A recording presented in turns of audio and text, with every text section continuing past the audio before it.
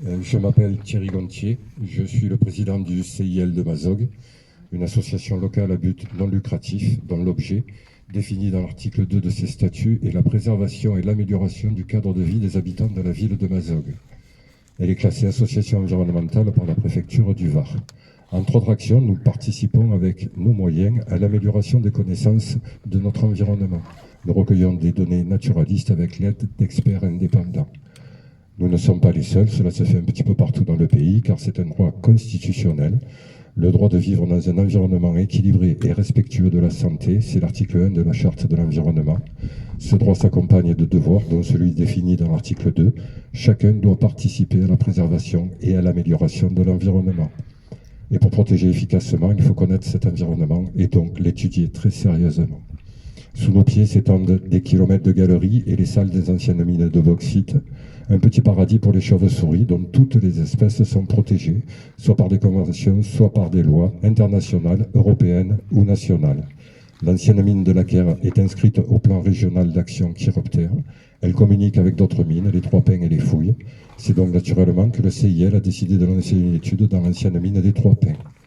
Nous avons alors sollicité le bureau d'études indépendant Azélia Écologie, qui est spécialisé dans l'étude des chiroptères et qui est déjà intervenu en 2017 à la demande du parc naturel régional de la Sainte-Baume pour un inventaire Natura 2000 dans l'ancienne mine des Fouilles.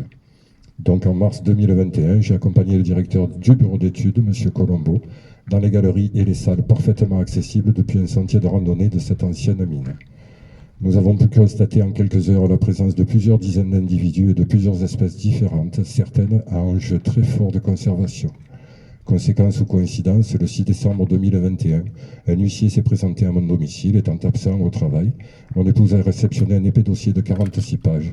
Sur la première était écrite assignation devant le tribunal judiciaire de Draguignan par la société, la SAS Provence Granulat, et un peu plus loin d'avoir à comparaître le 25 janvier 2022, un mois et demi plus tard.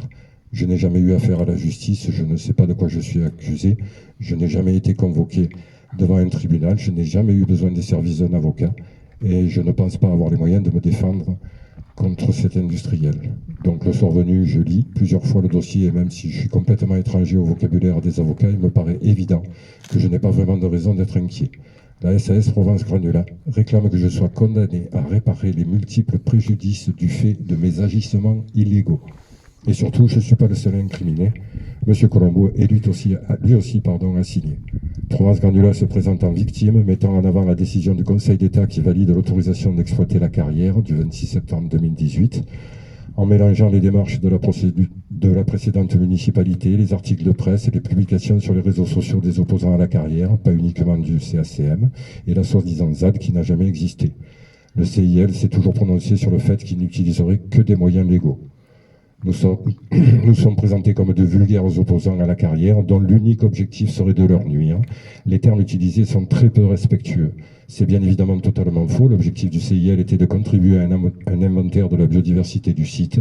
M. Colombo n'intervenant que sur la demande de l'association, comme il le fait pour le parc naturel régional ou bien des industriels. Il est de plus membre du SRPN, un groupe de scientifiques nommé par arrêté préfectoral, chargé de conseiller le préfet sur le patrimoine naturel de la région PACA, reconnu pour ses compétences en mammalogie, l'étude des mammifères, en herpétologie, l'étude des amphibiens et des reptiles, et en entomologie, l'étude des insectes, et ça, Provence Granulat le sait pertinemment. Le mémoire rappelle de plus que Provence Granulat a déjà été assigné une première fois. Il a assigné une association, VIE, qui porte les affaires en justice pour le collectif anti-carrière et 2 de ses membres. Une première tentative grotesque, qui n'a pas trompé les juges et qui a condamné Provence Granulat une première fois. Provence Granulat nous accuse donc d'avoir pénétré sur une propriété privée sans leur autorisation et d'avoir produit un document dans l'unique but de leur nuire, en empêchant l'exploitation. L'industriel réclame beaucoup d'argent, d'une part pour un préjudice moral, nous aurions nui à leur réputation, pour un total de 100 000 euros, et d'autre part pour un préjudice économique. Nous serions responsables du retard de l'exploitation pour 150 000 euros. Somme à parfaire, au final, on nous demandera 275 000 euros. Il demande aussi que la justice nous empêche de pénétrer sur le site sous astreinte de 50 000 euros par intrusion. Cette seconde tentative d'intimidation est encore plus grotesque que la première. Heureusement, le collectif CACM réagit et décide de nous défendre. Maître Héloïse Aubray, avocate, et Pierrot Pantel, conseiller juridique, nous apportent leur aide. Ils me confirment que cette procédure est appelée procédure Bayon et que c'est une façon abusive utilisée par les industriels pour combattre les lanceurs d'alerte. La générosité des soutiens du collectif et le dévouement de Maître Aubray permettent à la procédure de suivre son cours avec son lot de mémoires en réponse et en réplique. Ça va durer 3 ans. Et donc à l'audience, le 1er février de cette année, j'ai beaucoup de mal à ne pas réagir lorsque l'avocat de Provence Granula énumère la longue liste des faits qui nous sont reprochés à tort. Je dois même faire un effort surhumain, je me suis mordu la langue, pour ne pas réagir lorsqu'il ose nous qualifier d'éco-fanatiques. Mais j'ai parfaitement confiance en la justice et surtout dans le pouvoir de discernement des juges. Il déboute Provence Granula. La semaine dernière, le jugement nous a été transmis. Il déboute Provence Granula de toutes ses demandes, considère qu'aucune faute n'a été commise et que la demande de réparation du préjudice n'est pas justifiée. De plus, il considère que M. Colombo et moi-même avons été victimes d'un préjudice moral consécutif à l'action abusivement entreprise à notre encontre. Condamne donc Provence Granula en réparation. Condamne aussi Provence Granula sur le fondement de l'article 700 du Code de procédure civile. Donc ils ont perdu le procès et les condamne aussi au dépens. L'industriel peut malheureusement encore faire appel, mais quoi qu'il en soit, les juges ont bien reconnu que notre démarche n'était pas délictueuse. Merci à Maître Aubray, à Pierrot, à tous les membres du collectif, un véritable collectif de citoyens désintéressés pour qui la connaissance et la préservation de l'environnement passent avant le profit. Je laisse la parole à Jeanne qui vous parlera plus longuement d'eux. Valabrec, donc membre du collectif Anticarrière de Mazogues. Et effectivement, je vais prendre un instant pour rendre hommage à l'engagement citoyen. S'il n'y avait pas eu de mobilisation ici, si notamment Martine, Thierry, Sylvie, Alain, présents depuis le tout début, 2009 quand même, si ces messieurs et madame tout le monde extraordinaire ne s'étaient pas révoltés, puis engagés, l'espace qui est derrière nous, espace de vie et de biodiversité, qui abrite une gigantesque masse d'eau, cet espace serait détruit, mort, désertifié depuis bien longtemps. Au lieu de cela, on y compte plus de 87 espèces protégées et la masse d'eau a été préservée. Nous, les citoyens, on a un super pouvoir, celui de se regrouper pour défendre les causes qui nous importent. Et dans un groupe, il y a toujours des super compétences préexistantes ou acquises pendant la lutte. Dans le collectif Anticarrière de Mazogues, on a tous développé des compétences naturalistes, juridiques, organisationnelles. C'est une expérience de vie formidable qui nous voit rester soudés parce que nous nous battons pour quelque chose qui dépasse nos individualités. La préservation de l'eau, d'un écosystème rare et d'un principe aussi. Il est inacceptable que des intérêts financiers privés mettent en péril l'avenir de nos enfants et de tout ce qui vit.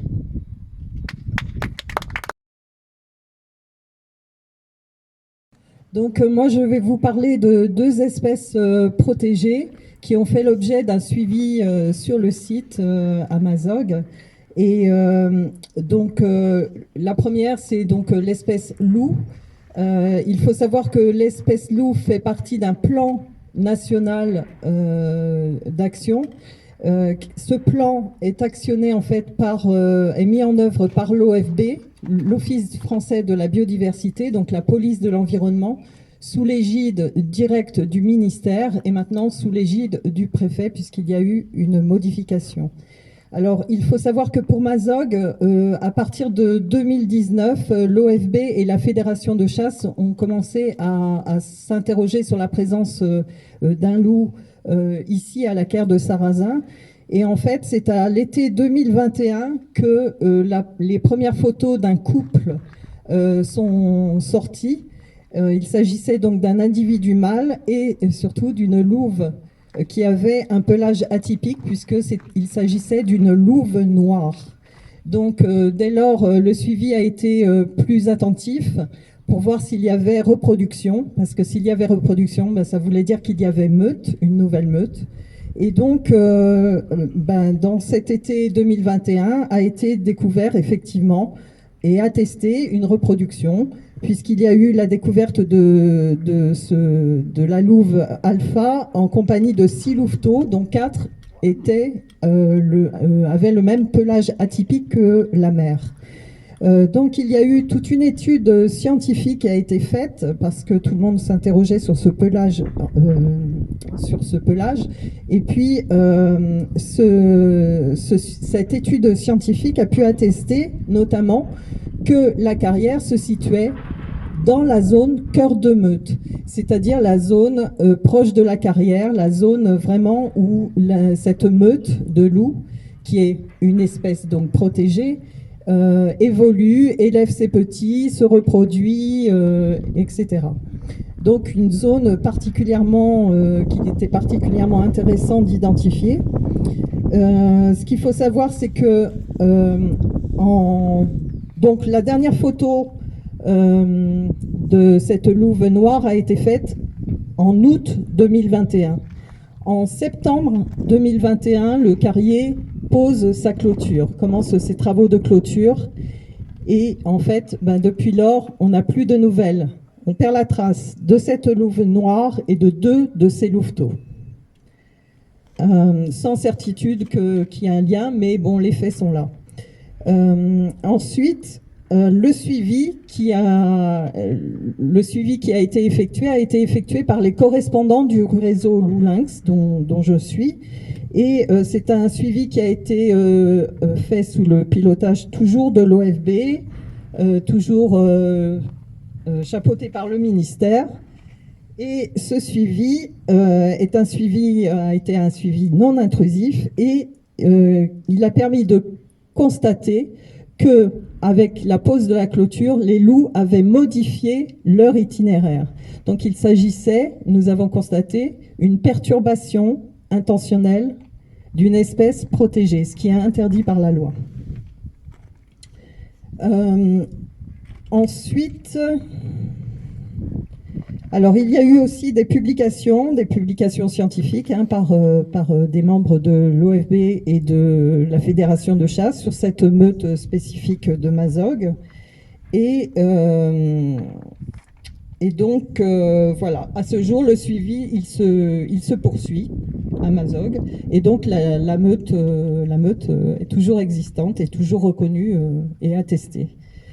La deuxième espèce dont je veux vous parler, il s'agit de la genette, qui est, la genette, on l'appelle commune, mais c'est une espèce protégée aussi et dont l'habitat aussi est protégé, qu'il est interdit de perturber de façon intentionnelle.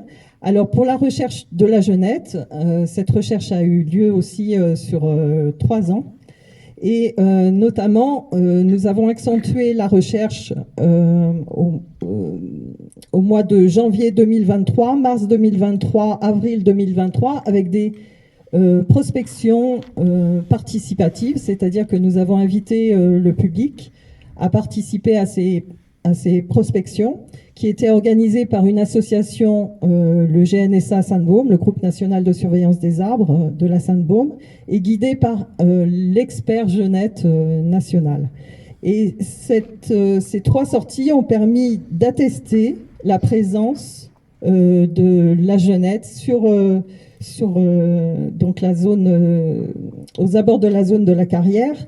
Il faut savoir que la genette, c'est un animal qui est nocturne, donc qui se repose en journée. Et donc, bien évidemment, si elle vit dans les bois et s'il y a des travaux, bien évidemment, la genette sera perturbée aussi par ces travaux. Voilà. Et amenée à fuir, voilà.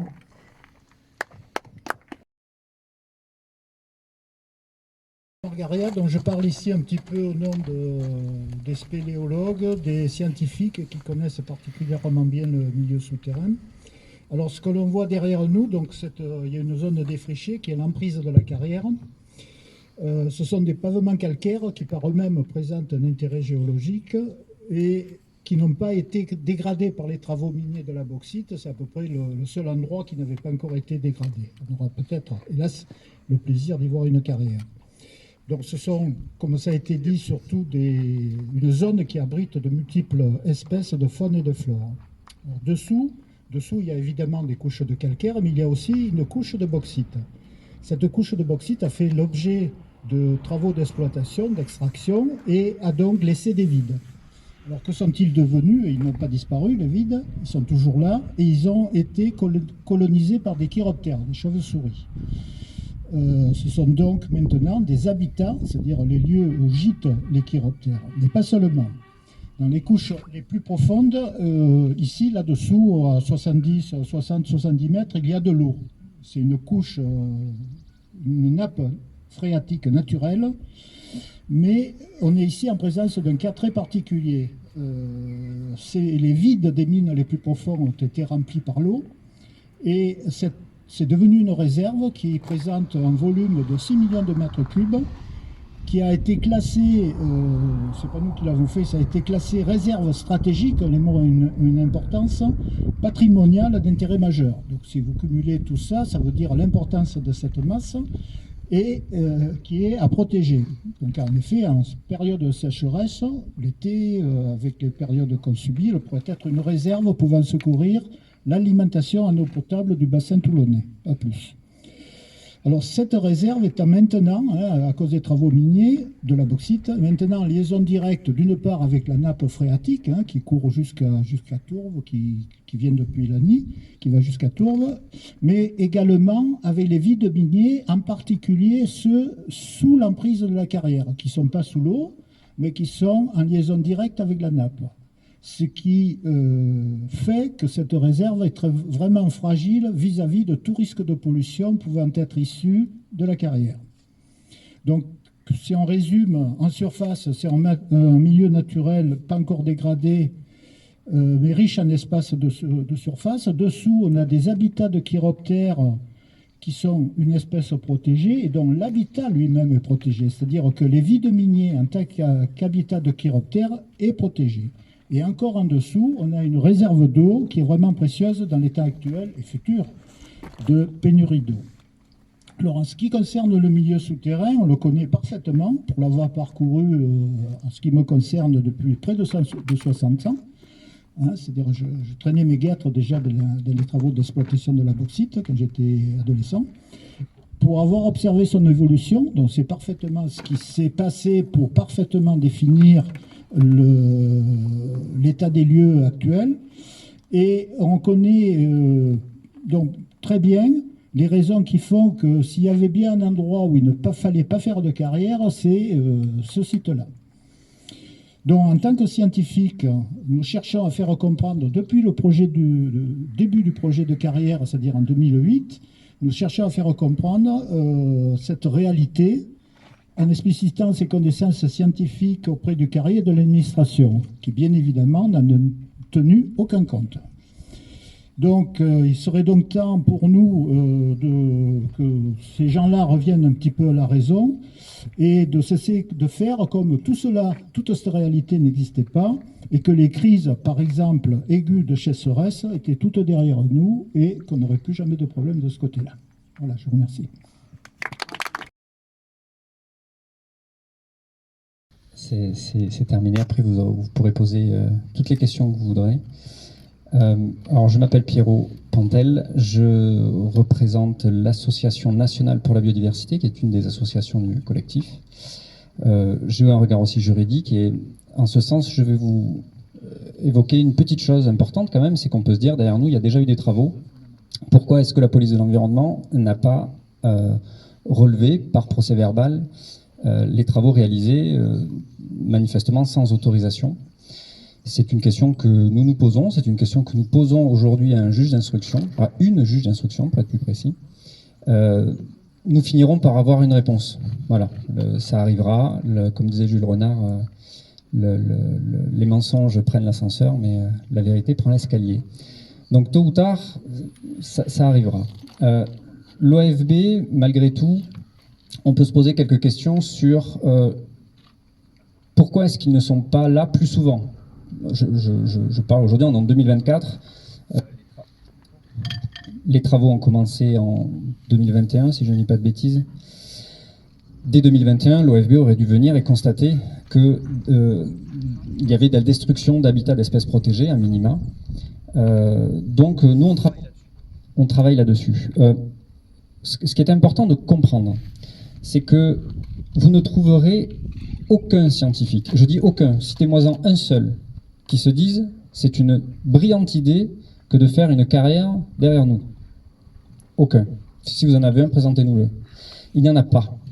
Parce qu'ici, derrière nous, on a un milieu qui est riche, un milieu qui est fragile et qui est reconnu pour ces qualités-là, d'être porteur de multiples espèces protégées et de multiples habitats tout aussi rares les uns que les autres.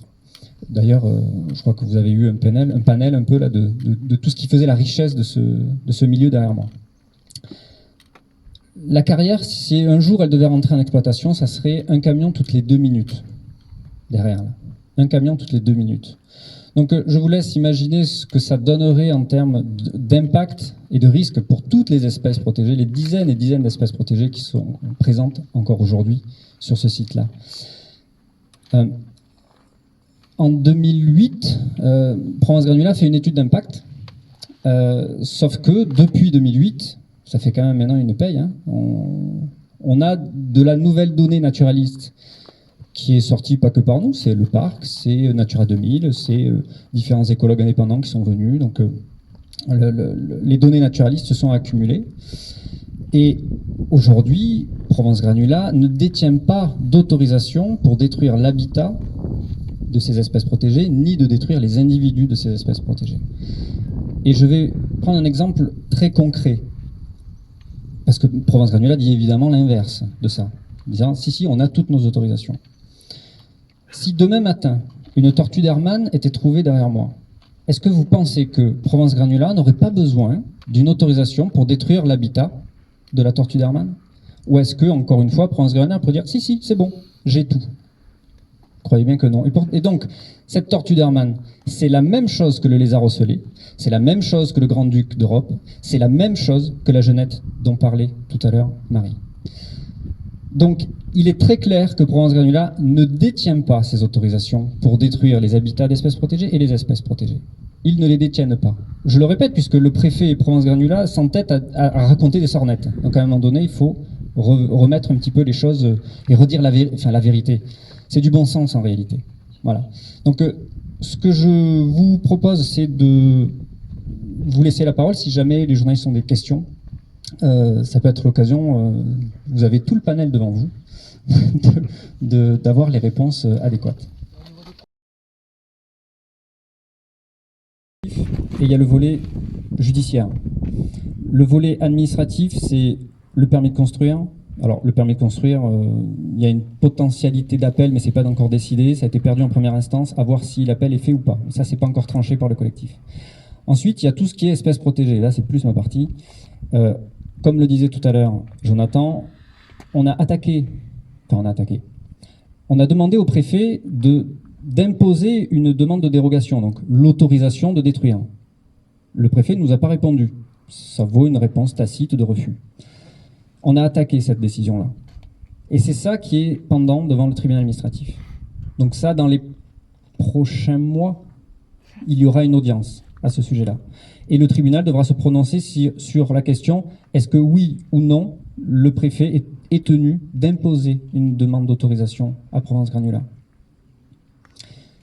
Ça, c'est concernant les espèces protégées au niveau administratif. Après, il y a un volet judiciaire qui est la destruction en 2021 des espèces protégées, puisqu'on savait qu'on avait des espèces protégées. Le porteur du projet, donc Provence Granula, était aussi au courant, on l'a mis au courant par des courriers avec accusé de réception. Il était donc au courant que les espèces protégées étaient présentes et qu'il ne pouvait pas les détruire. Il était d'autant plus au courant qu'il a attaqué Denis et l'association pour avoir envoyé ces courriers. Donc il était encore plus au courant. Hein. Bon.